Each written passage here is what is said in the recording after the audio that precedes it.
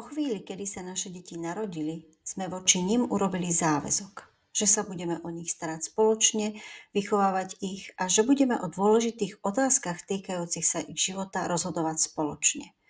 A táto chvíľa, milí rodičia, keď stojíme na prahu rozvodu, je príležitosť svoj záväzok dodržať. Nájsť spôsob, ako sa medzi sebou dohodnúť.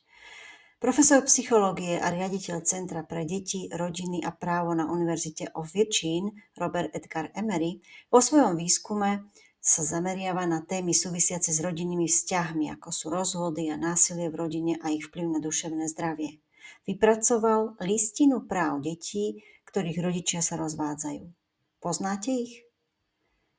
Dieťa má právo byť milované oboma rodičmi, bez pocitu viny alebo nesúhlasu druhého rodiča. Dieťa má právo byť chránené pred hnevom rodičov. Má právo byť vynechané z konfliktov medzi rodičmi vrátane toho, že nemusí držať stranu nikomu, nosiť správy alebo počúvať sťažnosti jedného rodiča na druhého. Tiež má právo na to, aby si nemuselo vyberať medzi dvomi rodičmi.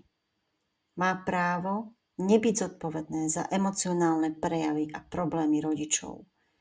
Má právo na to, aby sa včas dozvedelo o všetkých dôležitých zmenách, ktoré postihnú jeho život, napríklad keď sa jeden z rodičov odsťahuje alebo si znovu založí rodinu. Dieťa má právo na primeranú finančnú podporu počas detstva a štúdia. A tiež má právo na precítenie pocitov, na ich vyjadrenie aj vypočutie oboma rodičmi. Dieťa má právo na život, ktorý je čo najbližšie k životu, ako keby rodičia žili spolu. A hlavne dieťa má právo zostať dieťaťom. Nech už je rozvod akokoľvek náročný.